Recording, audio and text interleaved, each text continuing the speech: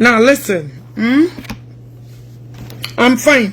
So people say, hey, Nasaga make me the create. You don't know me too well. You will see different pages. I just want everybody to man because when I saga na pardon. Saga get bring the Facebook down. Not get too brutal to an extent that and we don't nigga stop here. You understand what I mean? So I from Kiji page in manam. You know, I want you to know me in all pages.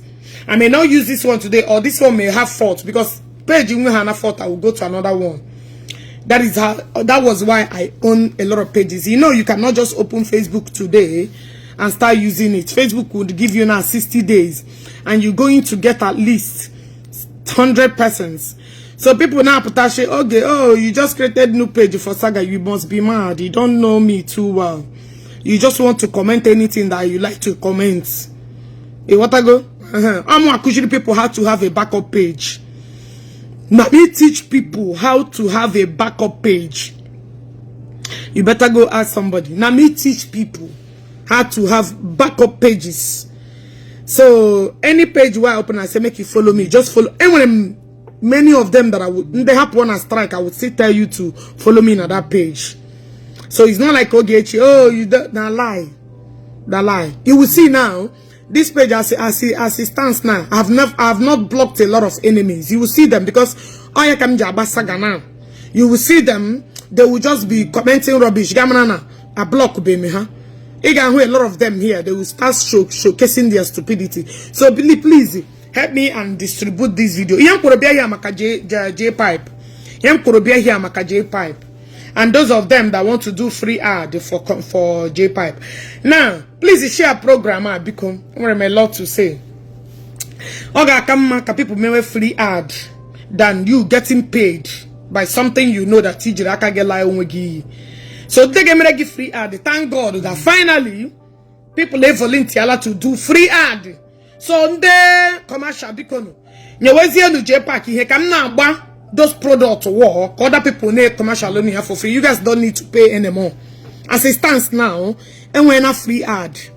We're free many things. So you guys will stand now to be getting many things for free. Because help Pomo share the program as we proceed. Because share.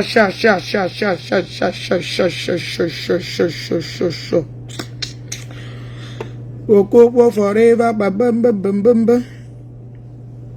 Please distribute the video. As a lot of people. Oh, Chineke. Okay. Oh, yeah. As a lot of people don't know where I am, because help them distribute to you. And also follow this page as time progresses. Please. Or the very, very important. Follow the page as time progresses because the very important.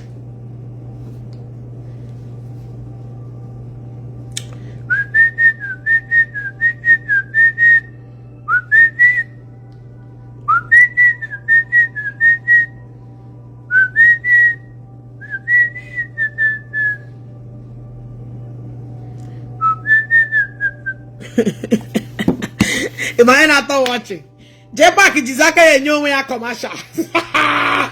Jpac Jizaka Agari everywhere. Yabe Aporo, but don't you she escon.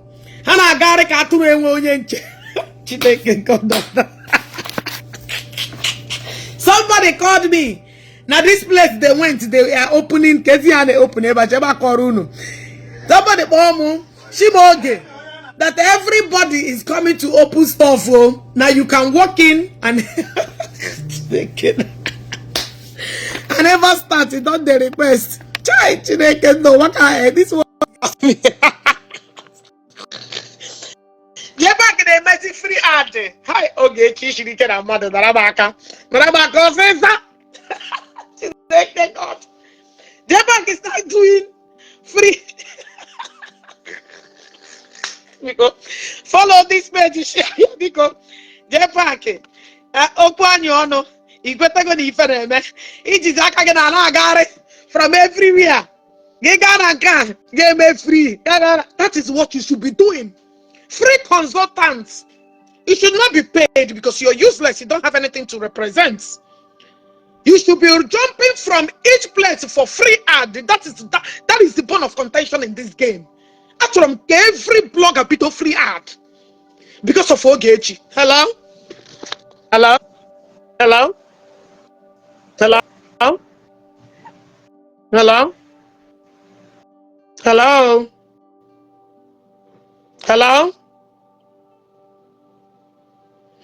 Actually, every blogger bit free commercial. That is what that is my mission. And don't get me. Unu need to get free ad by force. In a garrison in my hair. Now, but they are also here. Have you seen how this life is? In a garrison in my hair. Now, what is outside? See, before Jesus was Abraham, you what I go? Before Jesus was Abraham Amugoya. Guys, don't forget to follow this page because, like I said on time, it went a lot of pages just because it told me by I have not seen Oge. Let me go to another place. Ashi, are you sure? Let me tell all of you. Let me tell you. Kamubagi, yawo nam chore ego na Facebook. I will not be sagaring because saga is not a means of making money. Saga is a means of destroying your page. I don't know why you guys think okay, I don't earn shit on Blue App. None of my page is monetized. I'm saying to go to the medical lawyer because I'm not interested. In our boss they make the ad for free. Because I know all these things you're doing, you are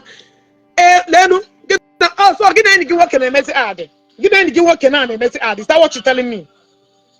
Get any work and a guy is in a honey and ad. Eh? Get any work and make ad. It's I know that listener. I'm a minter get contract for art. When you do their ad, I know. You see all this is where you want to not lie. All these things you're voluntarily doing it, which is okay. Do the voluntary work. Okay, bye. It's a useless fight. That is the fight I fight. I don't fight to benefit. Because that uselessness get destroy everything reasonable. Yes, oh yeah. Otilo, Shiapo. You will start begging people. Come to me again and net. You will start begging people. Please, let me put your things for net for free. Yes. Like I told people, do not go and patronize that furniture. That furniture. Do not go and patronize that furniture. You know why? Because those products Jpac mock innocent children and we call them. How many Jpac will want to? How many Jpac will open them matagazibia? How many Jpac does not represent anything good? Any mania that Jpac is commercialing, that mania according to Jpac has been destroyed. So in Nabagi, I like campaign at Jego Sai for free. Get any give work can do anything to write in this life. Actually, Kiho Zuluma, happy in Apata. Oh, Adi, and when I'm a lot of Adi, so everything na lie. Now capping you the cap. You are capping. Capping, you are capping. You anybody surround a line. You are just capping. You won't put that without us here in Abana. I know what is real. I know what is fake. He doesn't know what is everything now when you're not like. Eba ono garana no trade him all because of me. Two properties are buy. Let them sign you. Come for a moment. Puta say you are an ambassador. Like this one, you ambassador. Nobody should patronize this coach, this furniture. Anything that Jpac bisaraka. Let them see. Imagine to dream now. I to make a $1 and for ad. I want to cook a salaya. Let you guys be doing it for free. Why are you guys even collecting money in the name of running ad in the first place? Why are you guys collecting money in the first place? Collecting money. Why would you guys be collecting money in the first place? If I may ask you, not collect money. Why can't you guys run? You know, about free ad. Have you ever seen Anybody, another man I don't add. When people fool my inbox, I don't even do it. Unless my spirit motivated me to do that. And I don't even do it. Like Ezugo, he should go and patronize Ezugo. Go and patronize that hair. Look at the ones I chose to buy. And Ezugo have not gotten to me. Even some of my friends are chatting them already. Okay, please, I'm interested. It should be for free. After a free. It should give it out for free. Why must you be giving Jpac ego while everything can be labeled for free?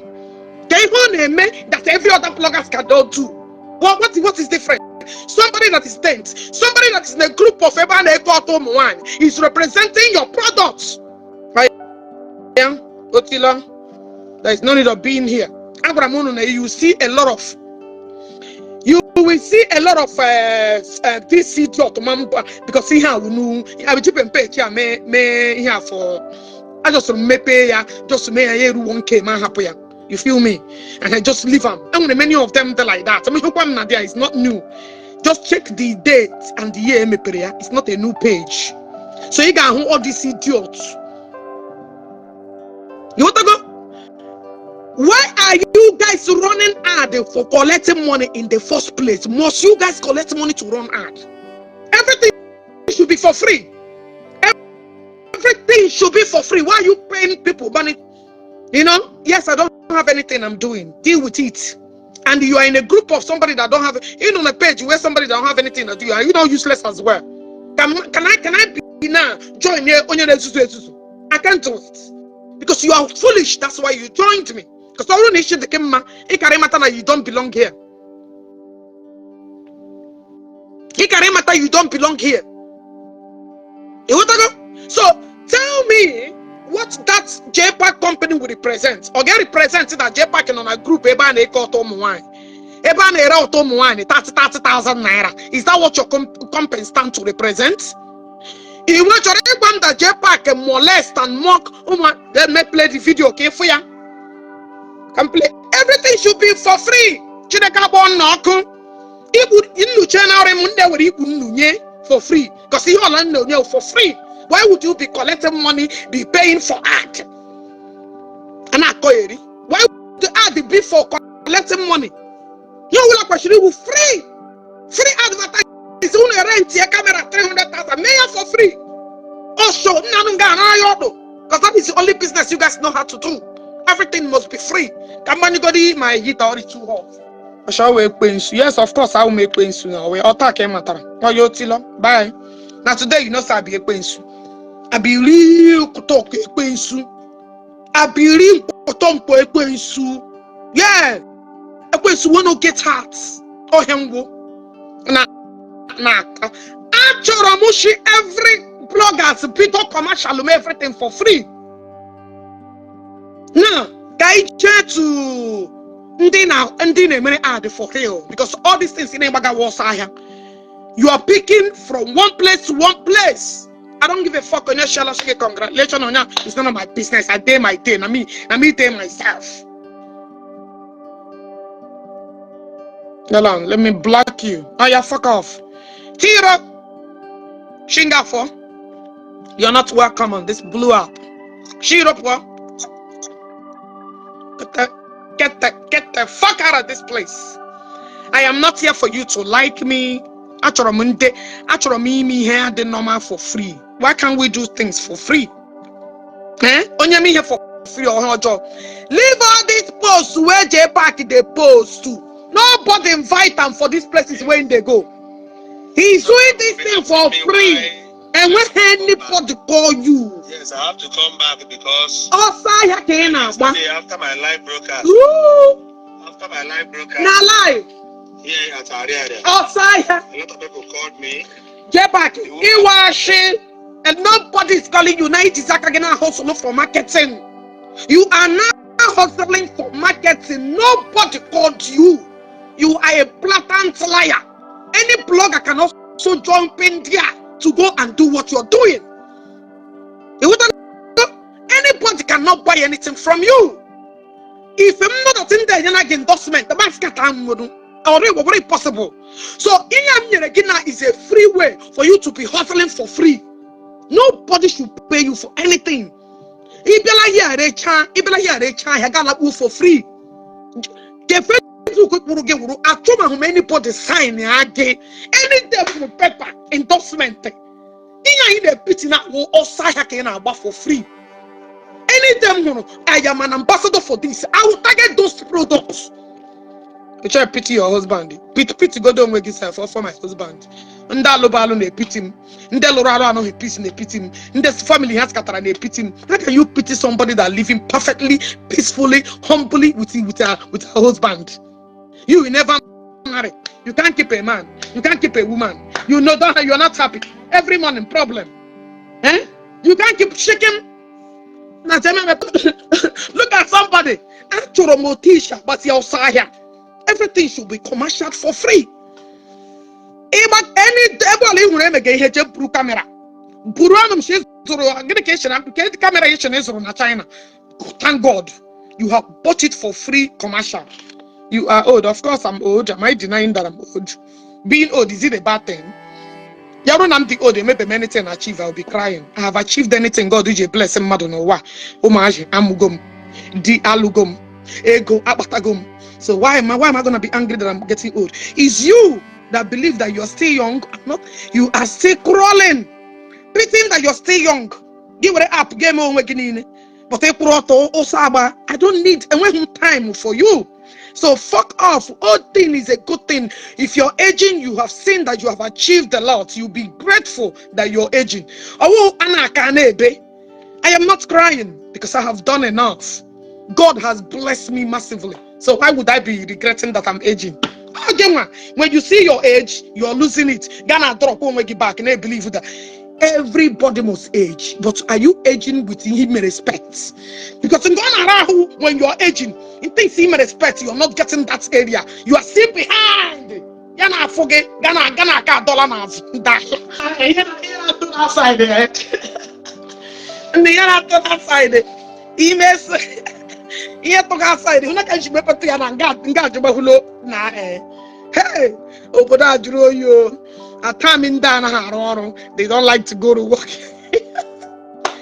So, Jpac, as I am seeing how you are running around, please, I went when we borrow. This is what actually Kine West goki. You want to go? Okay, you are gradually running. Of course, from 2016, 17. I come every time I'm Bawari, no be today. You know, be today, I don't demand. It came with 2016 till day, even 2015 self. Because majority of you good. Majority of you know me. You don't think maybe you don't they run mad. You know, be today now. I just moved to Chicago. I just moved to Chicago. It's fucking cold. You know, be small. My dear, it is freaking cold. Share the program to buy shop in Ariara is not infested. My dear, I think I'm going to get fired, but who born you? Who born you? You get put on it, man. I don't break. You are about free. In fact, we work on Tanzania. We work on in product just near. Any demo ambassadorial thing that will be the problem when you ambassador who game away. If you have a problem like that, but then some show game out for free because they are good in free auto and free everything. That is the mission. I want everybody to collect food from you. The mission I want that nobody will volunteer because you have a war. The mission will people overnight begin to love you. Your enemy begin to love you overnight. Atom can collect the food from your mouth. You don't understand? Imagine enemy don't they love you overnight. Hey, what an irony of stupidity. I'm too wise. Whenever you see an enemy start misbehaving, start acting like they love you, you begin to question that likeness and that support. You begin to question that likeness and that support. Period. Oh yes, I need the medical attention. Don't get yourself. You need one. I need one. Everybody need medical attention. Oh, is that how? I need me seriously. need me seriously, and you too, you equally need it because you're watching on your need medical attention. You want to go? So now, my mission as ambassador, I can make it can those who may wait here for free. I want them to collect your product. So how much for free? And you had the 250 or 100. Hagara because you're not worthy anymore. You're not bragging a carugo. You're not bragging a carugo. Actually, clear. I want others to take the glory from you. Your life will scatter or see anybody signing an ambassador is a product here, but go into saga. Product here, but go into fucking saga. Any fucking bloody shit that sign you has become a saga product. Simple as ABC. And when Manishigo, other people cannot promote it. I never told you that you will not get favor from other people that will promote it. Other people cannot put in Rinaka. You are no longer worthy to do that thing. That is the point of contention. And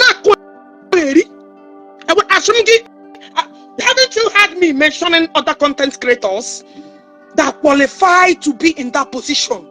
Haven't you heard me say it? I've said it, I've mentioned it, I have labeled it. And when Memshigi, other content creators cannot do it.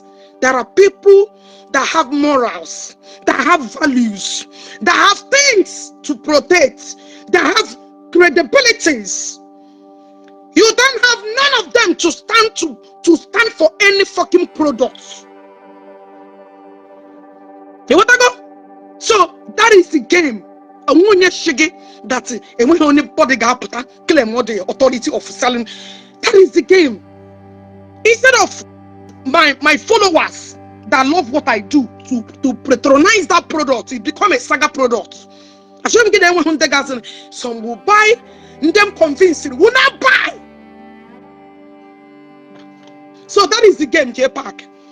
My mission will product or you know, a picture post. It's none of my business. Let also like a your video post. It's none of my business. You can do all that in the glory of keeping your page active. It's none of my goddamn business. You don't have to borrow such a picture. Or you could just walk camera. You want to go like Onya? I'm not signing in that. I don't know whether you signed them. Oh, come or should know life legend interior. Because under signing. This product was under signing. Actually, I'm not the product because you need a mesina. Yes. You know this furniture. Under signing, do not patronize them. Do not patronize this furniture. No patronize it. This legendary game is signing here. Patronize the panda. Do not buy it though. If you are buying it, that means you are in support of Jpac gathering women with selling it 20, 30,000 naira to lure women into prostitution. If you are supporting this furniture. If you are supporting this furniture, you are supporting this furniture not in the name of mocking disabled children. Do not buy from them. They should stay away from anything that has to do with Jpac. That should be the bone of contention here. Any product that signs Jpac is supporting Jpac and not Royan. Any product that they put out here is supporting Jpac for mocking children and the disabled. No, you feel where the Togechi. I don't have no disabled kids. They are in the uniform of supporting Arrow. Any product or whatever, if not this furniture on a bag and I will the ambassador, stay away from it. You know, like Jpac it's Legend interior. Legend interior, you should not support it because anybody that's supporting Jpac is also supporting the Arrow Jpac name. Jpac does not stand as a product of anything representing our community as a good product. I am not sagaring interior whatever. All I'm saying is that the products for supporting Jpac, they are not worthy to be patronized. Period. As far as no like a Jpac or raro, but I can also you can go and patronize them. As far as no Jpac in na commercial for ya no naka or raro. We buy products because of what? We are, that thing is trustworthy. That is why we buy. But any product you can go there and patronize it. It should not. This name, you can go to another place. Not anything that Jpac is commercializing is dent. They are supporting disabled, they are supporting Jpac to be mocking disabled children. They are supporting Jpac to be bringing dead people to mock them. Even the Igbo as secrets. Sure, you are nobody to. Okay, I'm nobody. You're still here. Fuck the fuck out, Singapore.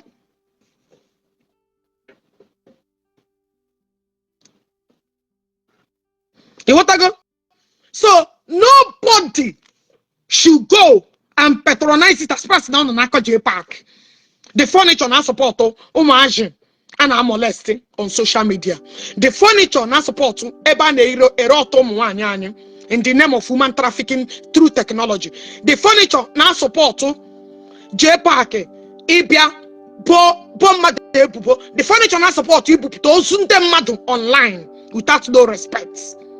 You want to go? The company can go to every other thing. Signing it to Jpac is not meant to, they who worthy to be patronized. Go to another place. That is true. That is true. Bukati Ken, that is true. Sorry, Sunday Oka, that is true. Rita is a big shot. Rita is a big shot. They just bought a house and actually refurnish here. You are not. Don't buy it. Do not patronize it because on Aka Jpac. Yes. On Aka Jpac. Don't go there because I'm story Jpac told me about land properties, and I will repeat it here. Also, majority of the land properties are the Nana Geli Yog. Now, majority of all these things, they are commercial. I'm not mentioning any particular thing, but I'm saying if Jpac can say this, that the property they are present, Nana Geli Yog, they are alive. So, are you going to buy a property? Are you going to do it? Any land, actually before Gerala, Naga Bizo, woman to their sacrifice there before Gerea. Is that what you want to go and patronize? He told me, Yamazi. Ndaga potassium back. Na so one says so, na so one so ya. As far as no under Jpac here or raro should be by court. As far as under Jpac, the raro. Did you understand what I'm saying? Do not go there to patronize it. Anything Jpac an ambassador is a condemned property. Period. I don't owe nobody any apology. Go to another page. They get me for free. Go there. But the first no yaka or him.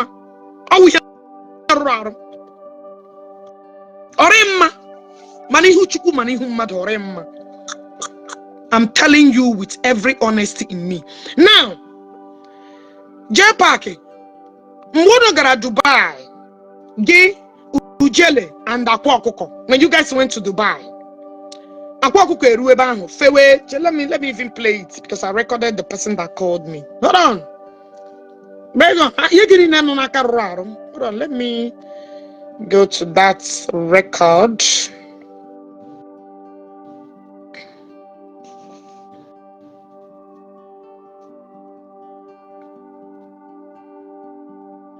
Okay, oh yeah, I can't send it here.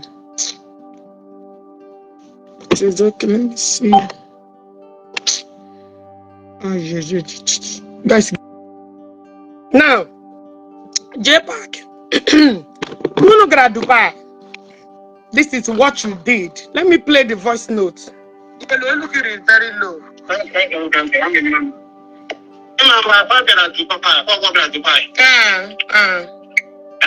So yeah, Jpac. Or yeah, then. In Jene, industrial area. Pass. After to see men on Dubai,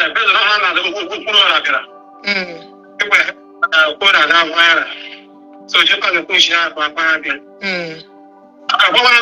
the local person, 500, 500.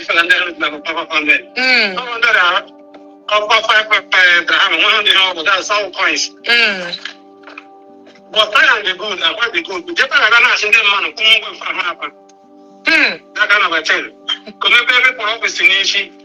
I want to get Jpac is human ocean. Jpac is na Dubai. Before guy now, Jpac get boost so collect ego from you. Hey, and if we hear men in Qatar, I'm not here in Dubai is worse than in Qatar. You guys should stop reporting my page. Guys, click love and like and share. Click love and like and share. Why are you guys reporting my page? Click love and like and share because guys, click love and like and share. Share the program. Jpac. Oh, thank you, Sumaro. While you are the father of all criminals. So now, Ghana chance man and I'm just to see Akpan. Well, Akpan did not ask you to collect any dime from anybody. Before Siga Juan Paga collect ego. Before Ghana Juan people collect your money. That is what you did in Dubai. Before Ghana Juan Paga people collect ego. Jpac, you know, be today, Guinea Fena Allo. It not be today, Guinea Fena Allo. That is why I keep wondering when people say that people are jealousing you. Jealousing you na Guinea Mere. Jealousing you that can sell anything in the name of ego. Jealousing you na Guinea Mere, if I may ask you. Jealousing you na Guinea Mere. Why would any product to sign somebody with this kind of dubious character as a business? Why would any product to put you as a face to the world? I am not joking. Why would you be the one to represent any product in this world?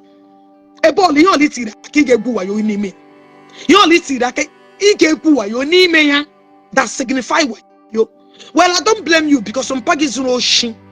Your father zero shin. I'm not surprised that I am not surprised. Now, let's finish listening to this voice. But I am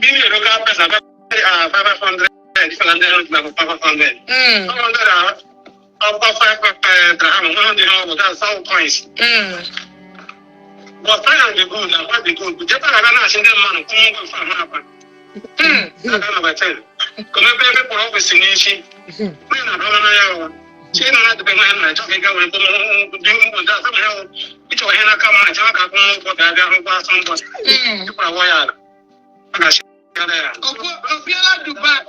Dubai before. Jpac Dubai before. So why Dubai? Okay.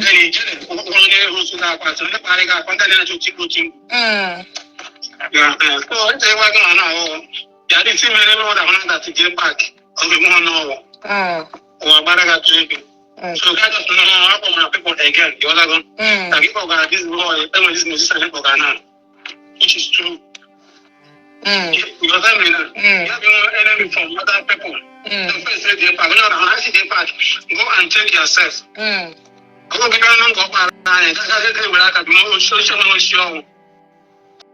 you are something go on. How do you show? Example.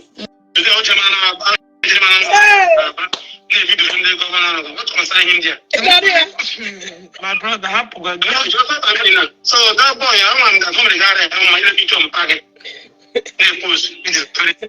Jpac. So everybody, when this is your videoing. You're just videoing yourself to post. And when nobody invited you, you just decided to start commercializing yourself for free. And like I said, I am all these things he will give. Nobody should patronize anything anyone ambassador ime.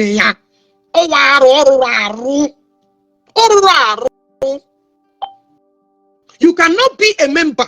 We allow our girls into prostitution. You represent. It's not gonna work. You cannot be a member of Ebe who molest too much. Wait, let me get that video.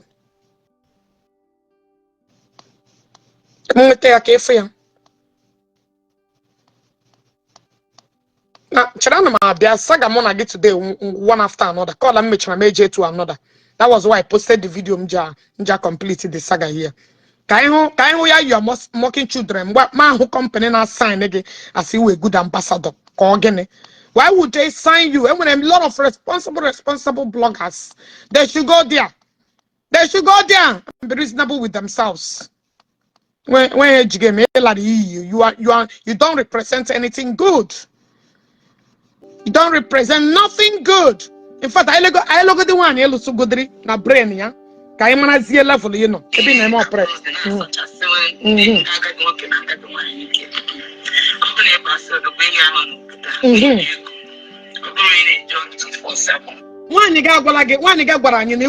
So nobody should be paying you for ad. Your wife practically told us that you don't need money.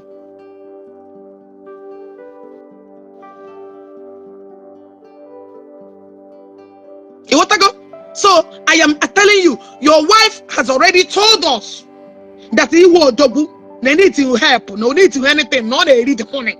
So why would people be paying you while many people have volunteered to use their Igbo and themselves to do it for free? There are many bloggers. If they need it, I will also commercial it for them for free. So after them free, the time somebody can put real end to something. So to put an end to your stupidity has come. That is the game. When I'm illiterate,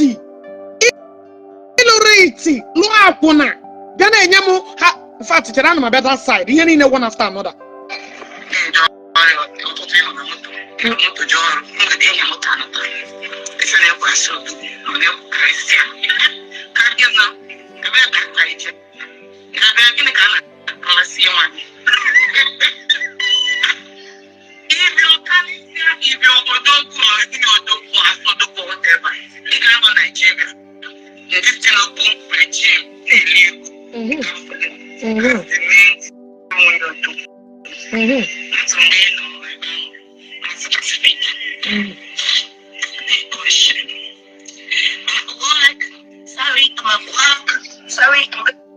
I got on no matter. What are you doing here? Oh, yeah, Tila.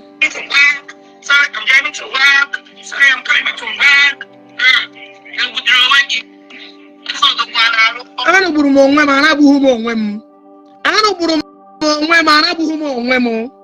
Simple.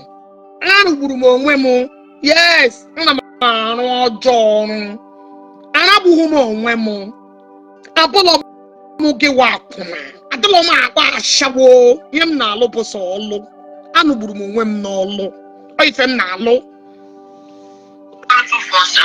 Yes, so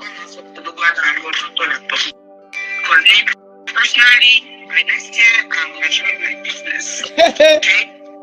When I told a lot of our men to stay away from a prostitute, you guys did not listen to me. Imagine it's saying somebody that have not stepped out of Nigeria, all she does was to go from one hotel to another.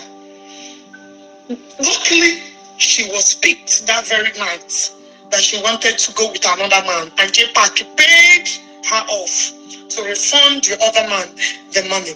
Now you have the audacity, you have the temerity to say, now let me tell you, I have accepted it with my full chest. There is labor, there is dignity in labor. That's one thing I want you to know. I know you lied to Jpac, you deceived to him that you used to work. Now there is no job. You're saying you are tired of 9 to 5. You never worked. You are just a harlot. You are just a shower who pays on going from one club to another. Where did you meet Jpac? Where did Jpac pick you up from the first night that he slept with you? One night stand that turned to be a married woman. You should thank your God. But you having mouth to talk about people like us that do work diligently, that do work, that pay our bills.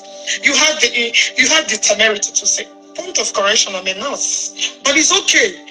I am standing on behalf of those that make clean nation. I am standing on behalf of those that I work so hard to put food on the table. After all, inclination over that was the first step to step into your next level. It's quite unfortunate that you have nothing to offer. Just that the only thing you have to offer is all okay from one corner to another. A lady like you that was rented before your wedding, 5 days, 2 million. You know, it's good that when I keep saying it, people didn't believe me. I just wanted to add what you said so people will hear it from their ears. I didn't ask you to come and pour lunch, but we that in abroad, he pays our bill, he put food on our table. There is nobody to pay. Now, listen, Jpac. I want to play another video for those of you that want to give them ambassadorship. I'm going to get the qualities that Jpac possess for you to give Jpac an ambassador.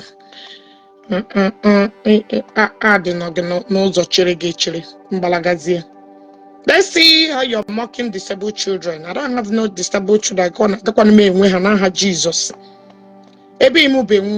I wish you that thing you wish you got to also. All of you that have not given birth, that came out and on a broad day light, you should not get disabled children. I give it to all of you. Imagine who know wish you get them, and I wish it back to all of you. I wish it me to all of you one after another.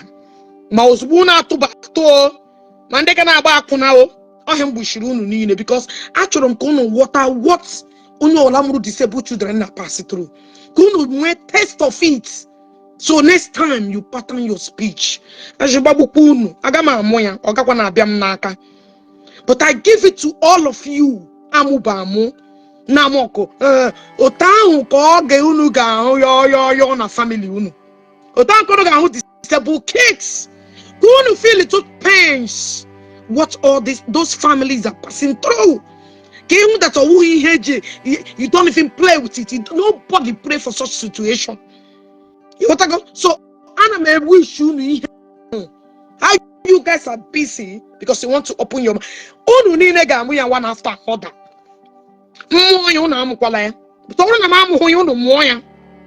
Let me repeat it. Because why would I deny him more? But one after another. Jpac, one giri more gari gamun pesel. One giri more gari na iga mun pesel and dog abia double. Iga mu 2 imbecile children can I get them also. Can you pass it to a little bit of what those families on a daily basis are going through? They call them special needs kids. And when they reach age at one time. More of you the single. May Turulima outside though. May Loraluo Imbe will be your portion. Impsil will be your portion. Iga pass rela through. Please your mocking. Iga passing through. It's just the word of Yamna Waka Moyona Gamoya. But to Mamuya Oge Runaka. Yeru Naka Yeru generation no monaka. What I go? So listen. Okay, I dare you post your child online. Post your child online. Okay, when more in bed, I go to me. That is why you can never say happy birthday to my. What are you kissing? Because una baby mission, my daughter put her happy birthday. My daughter de Kigolo. My daughter de Kigolo. Maybe the one who can mama. The mem show who mama and post to na this blue app. And we be the one. Who you be? The command one. My daughter Kono who go dream the cause on Anga here. What I go? Kono who go dream the command one. Diamond. My up will go naka and a bouquet. What I go? Anything that comes from my tribe or God delicate. Here I'm angels, queens, kings and coins. That's what we keep out. But they will shrink this in bay. We drink it. One guy get big amorella or machine amor. Post to it because they don't like okay, now, but you don't wear also 24 hours. The April that imagine America. That what you do, Omaka. That government and I be supervised 24 hours. It can be. It can more limbe. Mande ke ka cho. Mande ke emoya ga awro na emoya ga muta nwa umu ga muta ya. Mbe ga parela family unu ga amoya. Mbe ku unu ga amu. O man get unu ga amorela that mbe. Look at onye na binye ambassadorship unu. Onye na amo ko ma aje. Onye na some of these companies, your money should be going, at least your 10% should be going on all these disabled children. Does it mean that Jpac you are using it to mock innocent kids? I am not doing. Do you know that?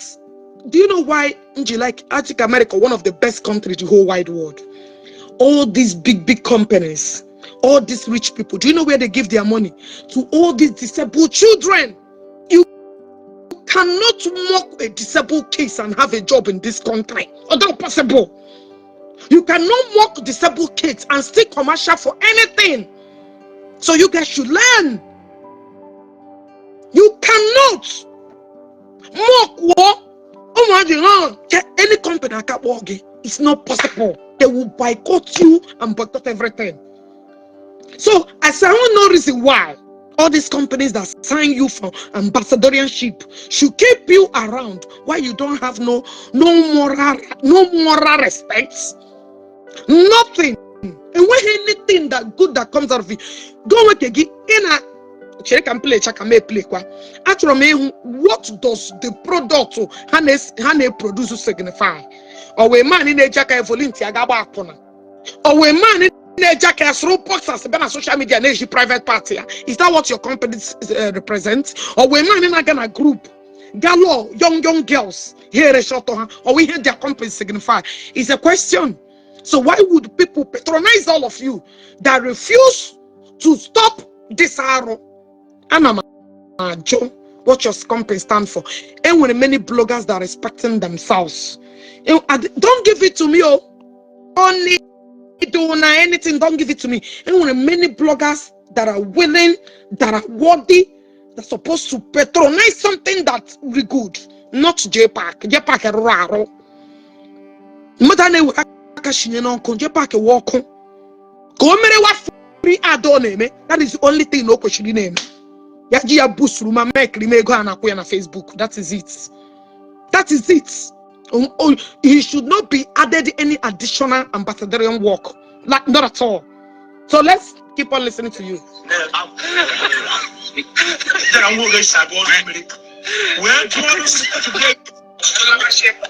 So now, Jpac. I don't no problem. But now let's listen to you. Your quality, what you represent, what you stand for, why you should represent a company. Can the quality the quality you possess. The quality that you possess. Why somebody making ensure his property that worth millions of naira naka for you to be an ambassador. Actually, matter the quality qualifier. Wait. I was the one that ended the relationship. I ended it. This is ex-girlfriend, yeah. Send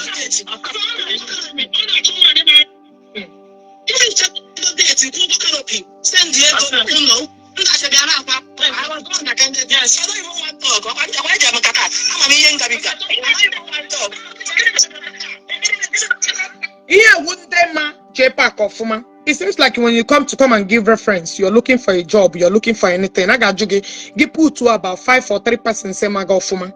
So these people Jpac, we are using them as a reference call, as a reference awareness.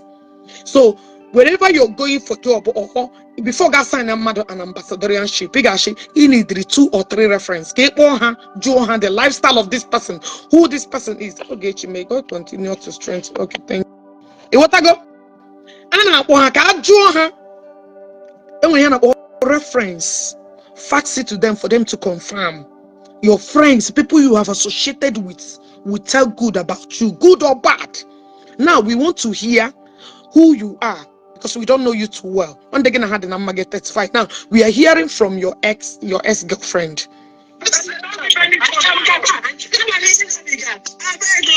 And who didn't ex-girlfriend? Yeah, we're friend. Eva, we're friend to you. Eva, you never dated Eva. Your girlfriend with a bitter because you did not marry her. You want to go? Let's assume your girlfriend is bitter. What about Eva that fed you, clothed you? So can you this bitter email? You want to go? Not just use now. Even aware, don't want a girlfriend, no girlfriend. Yeah, we no. They just don't use that area. Kaigazena at the area of the Onyamanko Foma. What happened in Qatar? I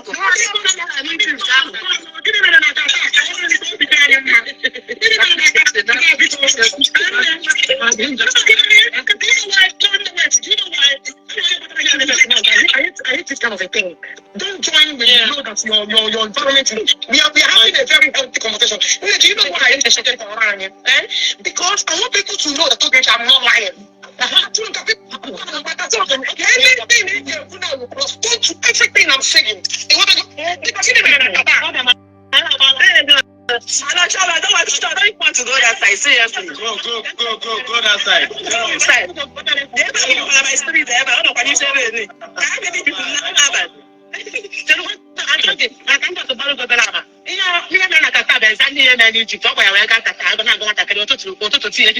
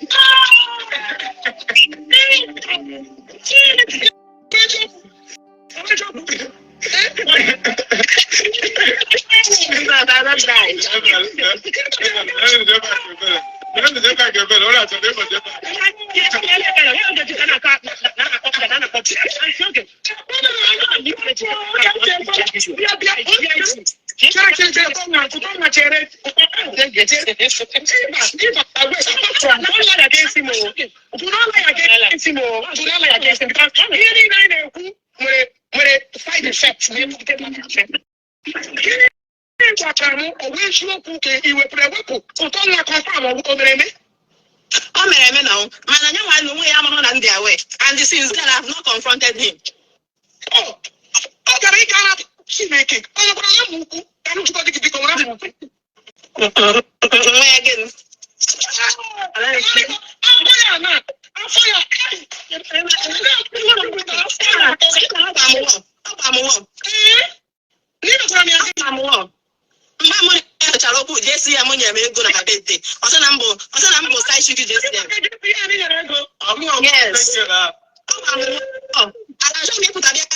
because people too close to me is the match just get it. I'm happy. And the man will be that work. Jpac has to go for 6 months. Every day Jpac in my house. I don't first lady. First lady Jpac. First lady visit Jpac and I be Jpac in a job and able 2 at 1. I been at my house. Now they young kind of cardinal. I been at my house. I am because everyone up on a be. Every first lady on a be. So I should make anything about relation because more than years ago for 6 months. I was the one that ended the relationship.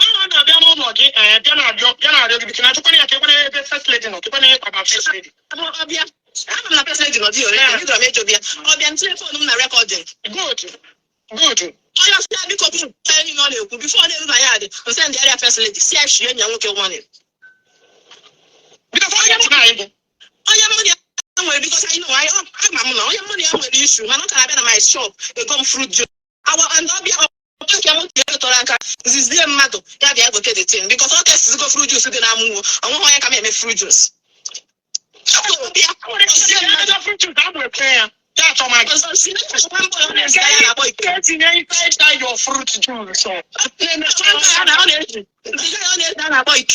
Ikiri ọ na-akpọ the guy Ikiri so ọ dị ọba ka amụtie across the main road.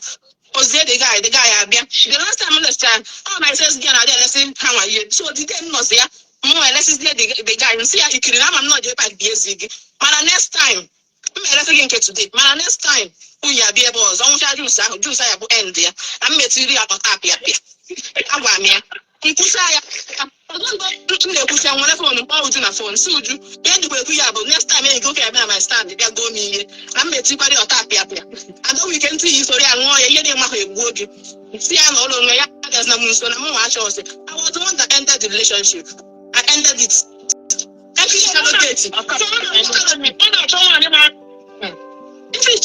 date kwụ ụgwọ canopy send ego ụlọ Ndashabia na akwa I was the one that ended this. Condition I'm not at that time. If I have a condition I'm not yam. Of course, yeah. Condition in on every call. Condition why na until they have the live video. Condition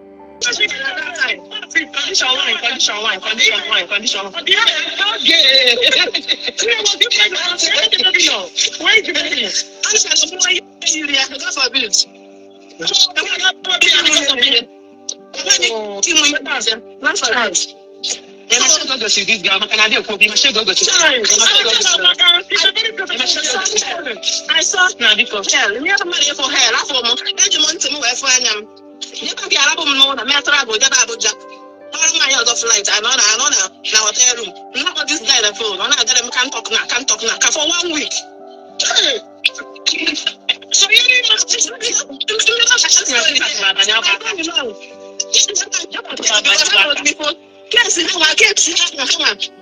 people to my bishop who a lot of things. I come to be that thing because case I'm going to this year. I never man hire set on a court. My young woman governor is so handsome.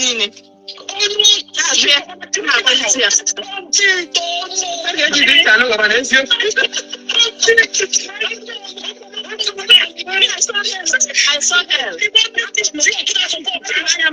the funniest thing, Uju Bido. Uju see Uju. If we am for not alone for it goes to him. Now, about the last person. And I want Uju see Uju. I Jpac make a time so na Jpac ya work. I told her. I told her. So now Bikono, nda na sign any matter na chupa matter their reference. Please, I want to contact people woman somebody of woman. But I want to not sign as somebody. A man who has volunteered himself to go and do prostitution. A man ijirin tuya. A man egara ebe Dubai. Questioning me here for free ebe to na one task one Dubai ego. Jpac, one the quality of Jpac represent your company. A man who does not value disabled kids. A man I'm call other people's children. I'm not joking. Now I'm call other people disabled kids. Because I'm in Dom because of woman. And I pray that that's what I'm trying to find out. Is that what your company stand for? So I don't see no reason why you should be the one giving Jpac this kind of endorsement. Or I can not June. Or we a company who stand to gain, or a company who representing. That is what I'm trying to find out. Your company on representing prostitution. Is that what your company stand for? Molesting, nah, disrespect, nah, worry, way called it. Or your company can find out what your company stand for. Is that what your company stand for? Now, let's go to my own content I created for myself. The content that been going everywhere. Guys, please share this video. Share this video, please. Don't forget that we are still distributing the 500,000 in. So please share the program. After the program, I will still see people that are sharing. I know what you guys do. Share today. Share tomorrow. You have to be consistent in what you're doing. You have to be consistent, follow the page, share the program. You know, when you go, when you're about to boss, be an amam. National audio. So when you this person on about why you guys are not doing what I asked you guys to do. So as we are progressing, the bone of contention on here, and when you do go share potala, be a main free ad. It's none of my business. It's none of my goddamn business. But as far as on Jpac is a condemned stuff. Odeloma palo. Period. I don't know. I don't care how you want to see it. I don't care. Kebu puten nage. Kebu puten negi. Get devour her in such manners. Then go go koshi mashage. My own, I will fight my own koshi masham. Ebu puten negi. Puputen nake mura molestia. Now, Jpac Igwara Seaman Global. That's that you just brought out picture namo keke. Now, Seaman Global, because I want you to pay attention to this video. Actually, keep pay attention to this video. Yeah, will look how young Jpac no here. Akwa putara kile mo unu na when you necessary no ogechi. Akwa putara kile mo I don't have any problem with ogechi when you all necessary mo no ogechi. That you just posted something willingly, maybe to buy a war, right? Okay, no problem. Kosashi, Ejo Kaijaga. Now watch this video.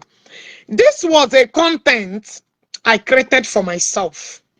This was my matchmaking content. This was how I anchor my program. This was how I get people to say, wow. All of you that does commercial, mandere ebu puto tulum wani haka genena. Mandena sunane bra. Mandena sunane bra. Mandena sunane G-string name content na this blue app. Nandena na sunane ihe na meshimpro ana ha na agbari na elu na me content ha duo egidegi ge yipu efu efe. I was the one that started such content. I did not call Jpac. I did not contact Jpac. I was doing my own way, running my stuff without anybody's business. I did not start Facebook by sagging anybody. I was on my lane. I was in my lane, however you want to use the adjective. Doing my program, JJ.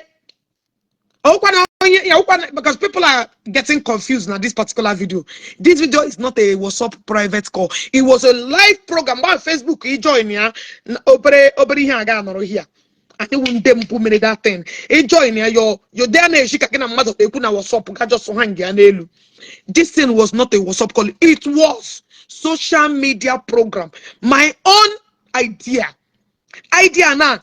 Only wala na ebupute my best room work as nane little boss asam ha pack ya ma G-string for that so G-string na me. I was doing my program, putting things in order, doing my thing. Some group of entities, evil group of companies I gather, which is Jpac is one of them.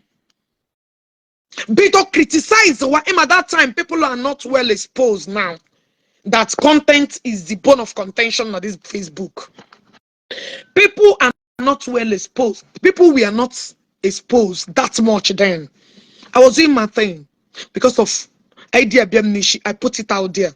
Doing my show. It was a live show. For those of you that are confused about this video, I'm a Jpac around program on my big page. Doing my thing, JJJ. Mbogi shigoke stand up, turn around. Turn around, face this way. Turn one. The same thing in almost all platforms on a blue app. I was running my peaceful program without harming anybody, without saying anybody, doing any wrong to anybody. Everybody name Jpac start fighting me brutally. Thank God for this every video, because I don't even have it. But I can recall and remember everything this young man did to me. For those of you saying that I will not attack Jpac product or anything, no. Jpac attacked my products. Jpac attacked everything. Jpac attacked everything.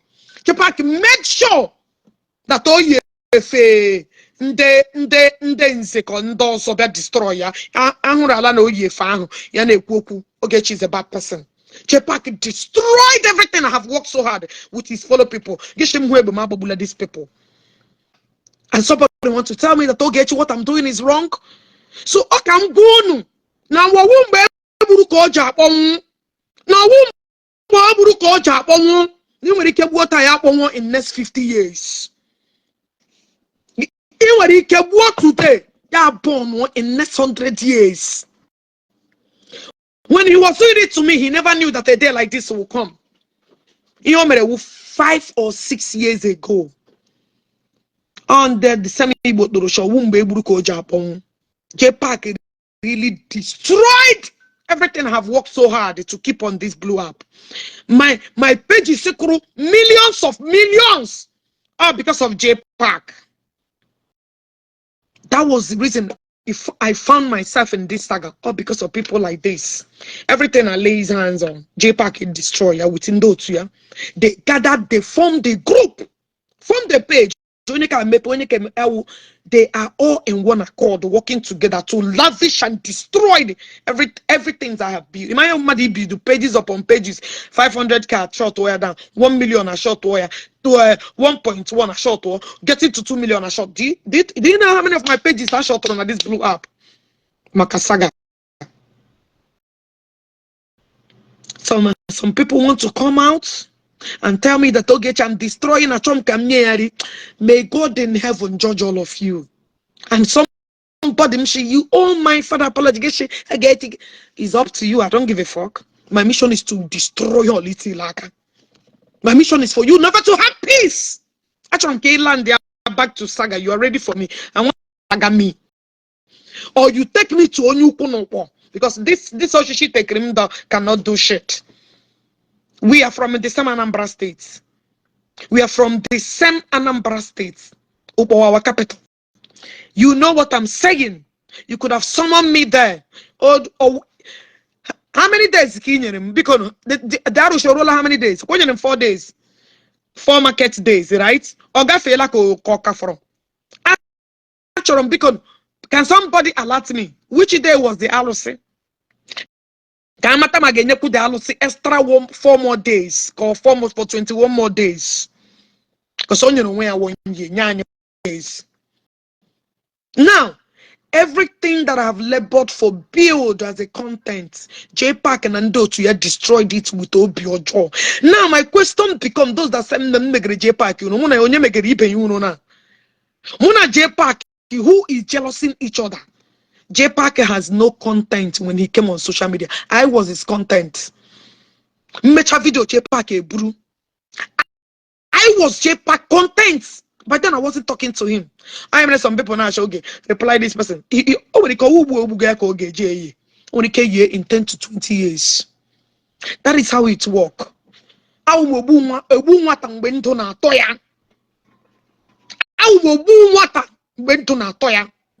is me for you. I don't look for anybody's trouble. I'm sorry. I'm not too big to say sorry. I always tell them, I'm sorry, I go my way, you go your way.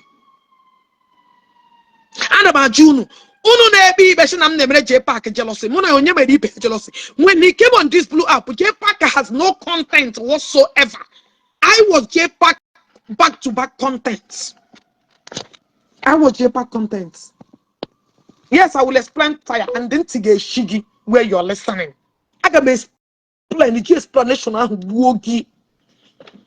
Explanation how can get explain it to whether you and you must listen until it's a shiggy.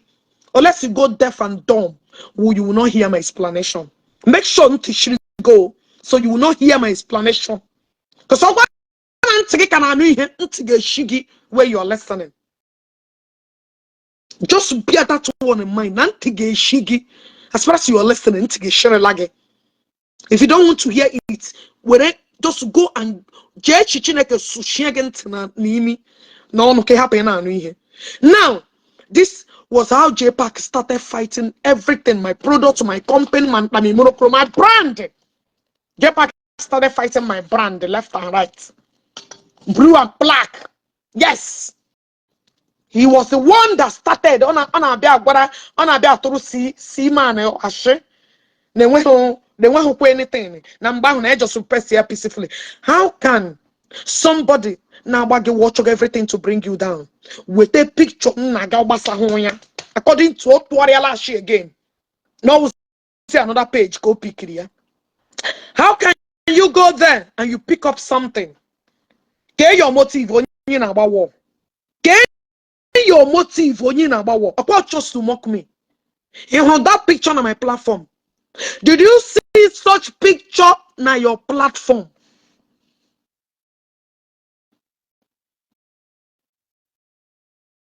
Oh yeah, Otila. You're not making sense. No need of equal word. No man happen. What I go? So now, your picture, match he put on social media. You begin to broadcast it. In a shame, rest in peace. Or picture. Why would you post it? Let's judge you according to your works. Let me judge you according to your works, according to your lies that you're debunking it. Let me judge it. And I'm a jugo. Picture he posted on social media. Why would you use that picture on your platform? Who told you to do that? Yeah, but you're not picture. Yeah, picture my daddy on a vulnerable state. Get posts were just to mock, to see, to put there on social media. But I am happy that all go that I was not the one that naked you. If I can naked daughters, but you intentionally naked yourself, social media, in the name of the same content I created. Now, let's watch the video.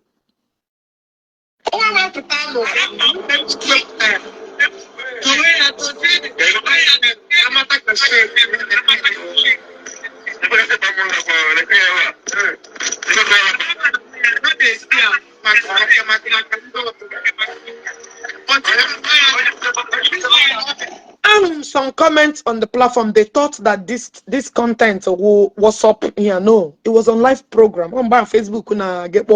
It was on my NGO office. I was lying down running my program. This is how I conduct my program. What I go? He should tell me how he got the picture exactly. Yeah, she went at the picture. Let's continue to listen. You're not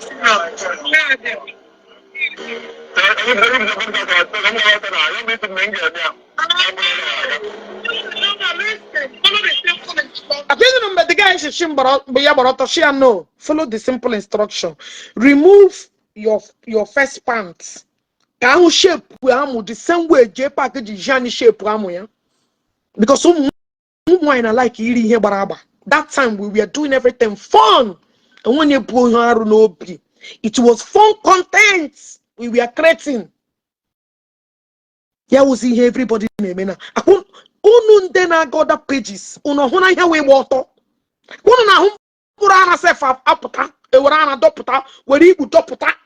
Can you name about those ones? But we joke no foga. What are you guys doing in Jpac in a book? What those ones to criticize them? Let's continue.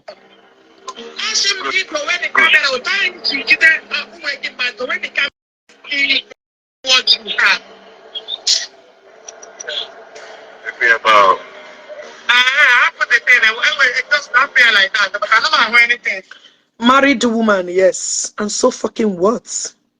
Married woman, what? And so fucking what? It's not Facebook that told us to be creating content.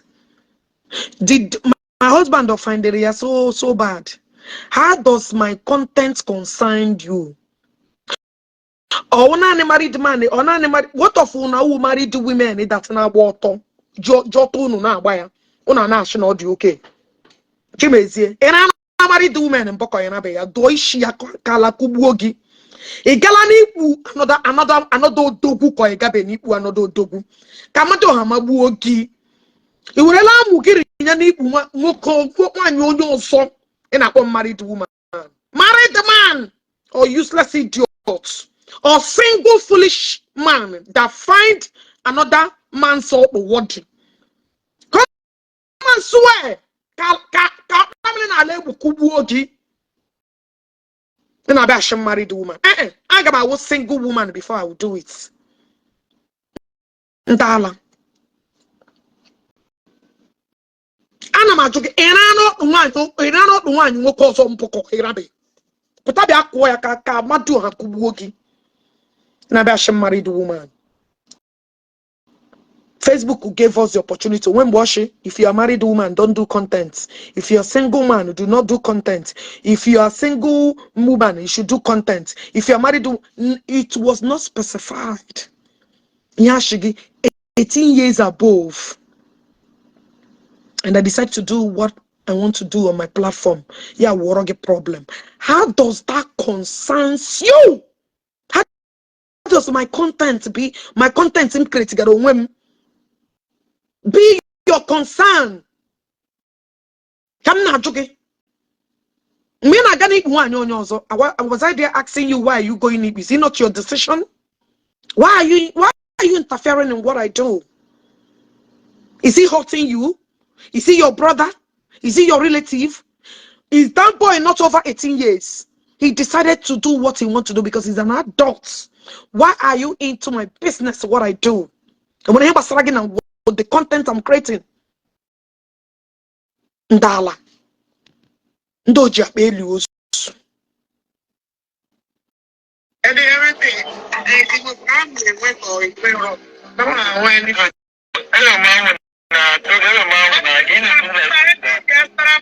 You put the other one. Every extra panty. You put your other one. Can you show put the boogie? Every extra one, you put the other one.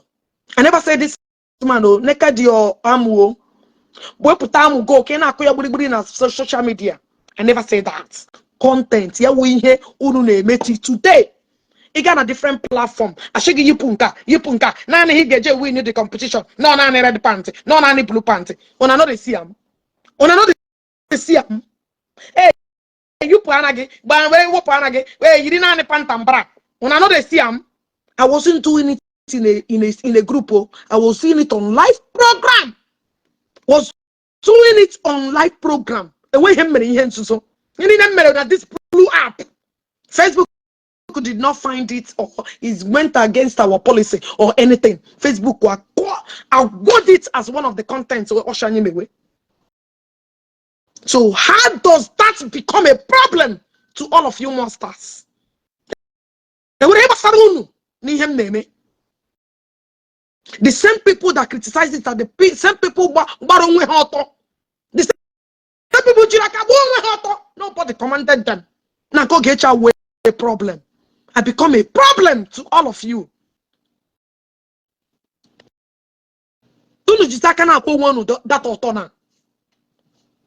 How is my own content become on a wahala? Come na Juno.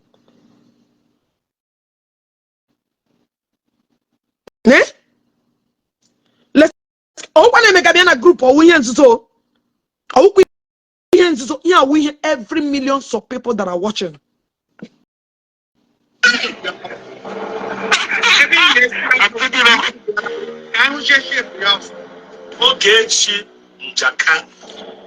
don't know how young Jpac is here. I don't know how young Jpac is here. Start getting Seaman Global because I am a corner Torah Shinina Honator. Tag that man for me. Son of them. When you're dealing with people, you know the kind of person you're dealing. I want to how young go here. Ya nyara or ya nolu. You offended se kahuna owu Igbo man na responsible ukula no ku. Jpac used me and made name on social media. Jpac has no name. But I decided to ignore him for years. This is the right time to pay back. So nobody should come and tell me otherwise. Only major, whether you like it. I like video. I like this video you guys brought because I don't have it anymore. But I can remember. I remember the photo this guy in your pen. I remember it. In the live program, they put on Facebook. You see people to whip I want to watch the program and remember share with Patamoya.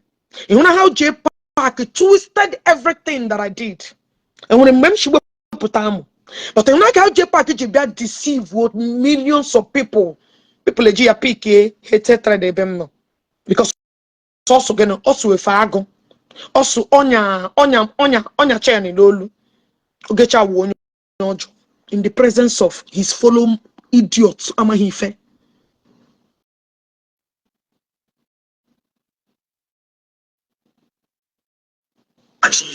You call yourself a married woman. I'm gonna lay your profile on you.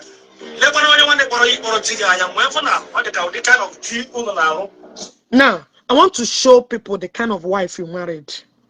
And I want to show people whether their shower is controlling you or you're controlling their shower. I want people to see the kind of man I married. What I go? The class and the kind of class of man I married. Now compare the wife you married. What I go? Let's watch the kind of wife you married. Kylie wife again.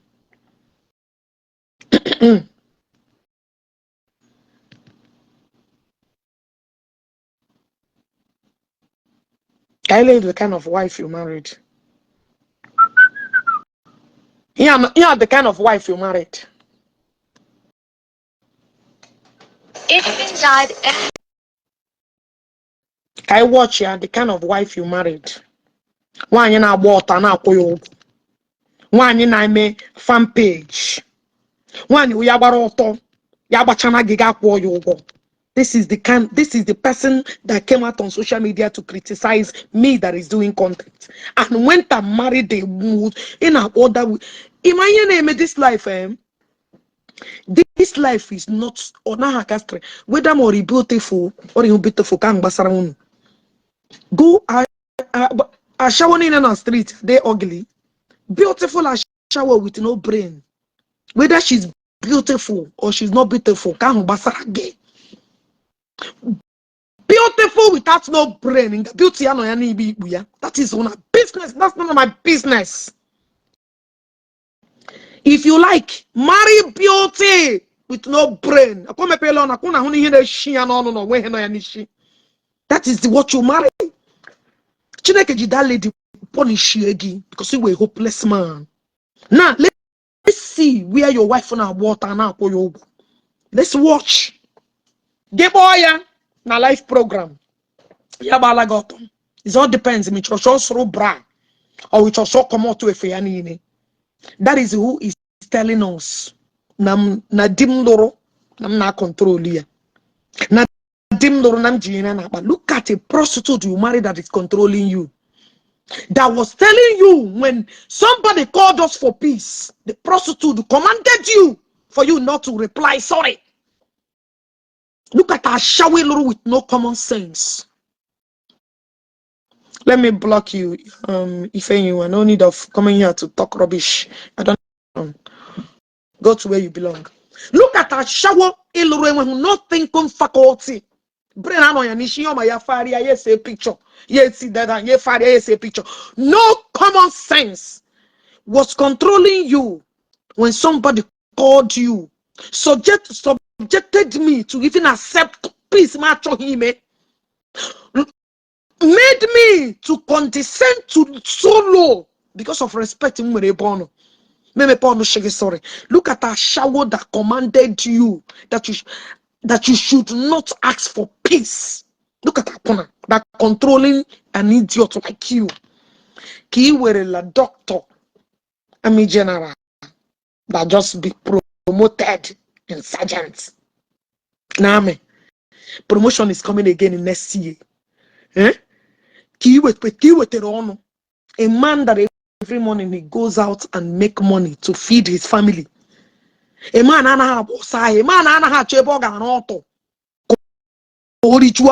like you. A man fingerprint a man that has made name for his family in this country. A man that is not hustling for Ndoga to pay him. He's Oga himself. A prostitute is controlling you. A shower night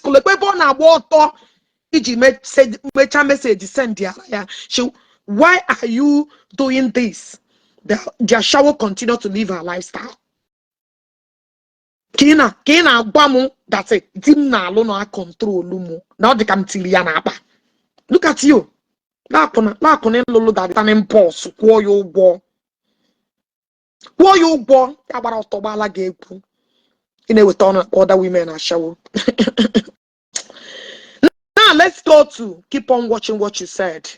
Let's go back to that your useless video. Hold on. Hey, look at my daughter. Oh, who posted? Look at my daughter. Some. For those of you, oh, thank you for reposting this picture, Daisy Empire. Not only that she's intelligent, she is pretty. Still small to like this. Classic. Letter for Madeline. She ambao. Madeline. Anything. No. My first issue. My first fruit. Thank God when they look at an as a guy here. Looking at an there's a picture. Watch this go lemzola. And I make here. But when it comes another day here on force here to be to do this. They were going for gene hangaga that day. Let me tell you, for those of you that mind that Chineke you imbecile. I want God to give you an imbecile. I'm on your podcast called Daisy. I want to okay, Daisy Empire. Oh, Daisy Empire posted. Gosh, who is this pretty angel? Once I am authorized to post her brother, I will put to happen. They can't become happen. They believe we and they believe. They some woman need beauty brain. Award koja goes in there. Brain. And not coily. Your wife is pretty. Who told you that she's pretty? You never get no man. Get who pretty, no go talk. Natural beauty, charging a Kenyan homage, who can you tetrena bleaching? I want this one, you guys tetrena bleaching, na shower products. And when I think you check angel, what you check and the mozi. And I coily. Bruno. Because I don't have any problem. I am a William Bukta Bruna blew up. So Bruno Yeman, I am mono kweke.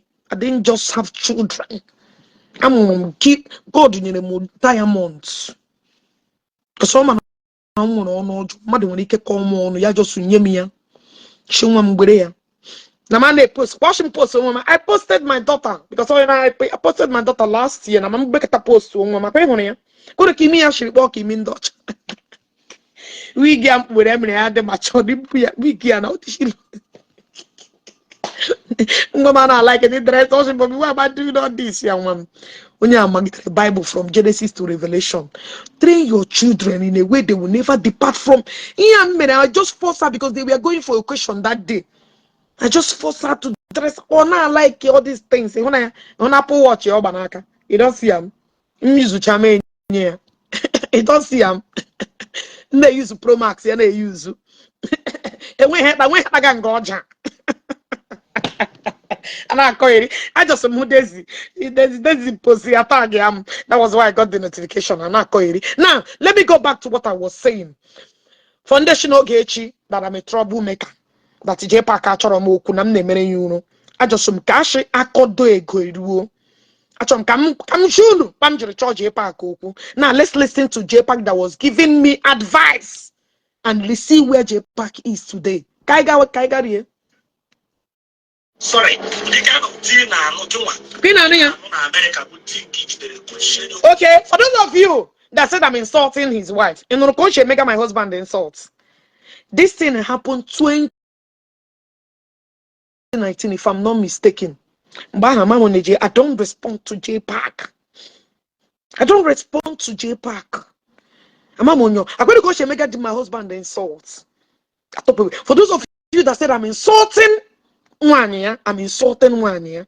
The quite bad the insult to be done. Le quite be done. Again, who me get and I'm gamuli on your duty. Otaka, my children needed you. Whom we get and I'm gamuli asad you. Takoya, ugly woman. Ugly. The ugly man, forget mama. Don't rub fake bleaching. I'm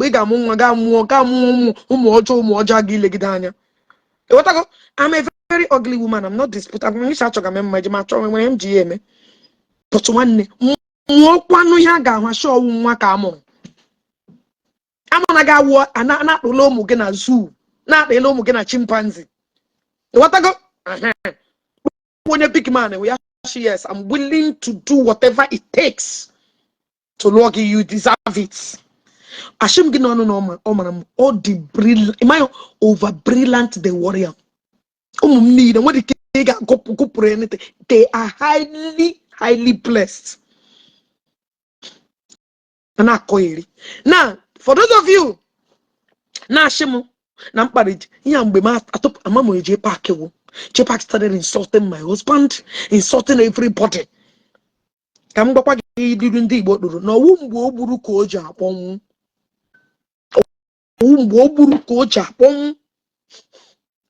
let's listen. When this bitch don't fucking know me. I'm not a complete man because I'm a complete man. Okay.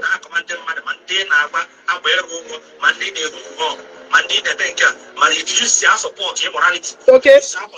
Now, Jpac, who supported immorality now? On your support, who supported immorality now? Munagi support, are you not the one that went and married a prostitute? Are you not the one who went and married a shower? Now, what other men are they killing now? Munagi now, you support to this arrow. Munagi now, who supported the arrow? Let's take the facts. Let's continue. Okay.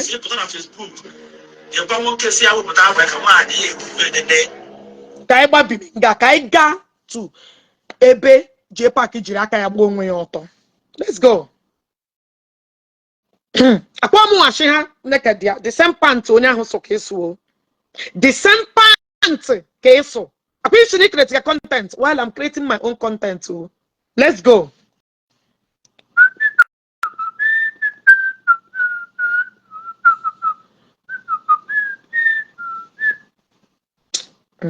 Drainage.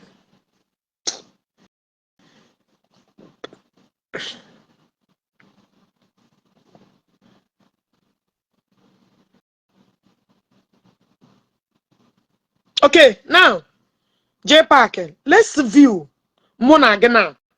Onye buzo support aro. That Jpac onye gwara gị gbara ọkpọ here now. Onye gwara gị suru pant potana. Akpagi ji aka gị naked onwe gị. Akpagi ji aka gị gbuo onwe gị ọkpọ. Gwara gị. Ọkpụ ga-echipụtụrụ gị ntụ ịsọpọtụ arụ.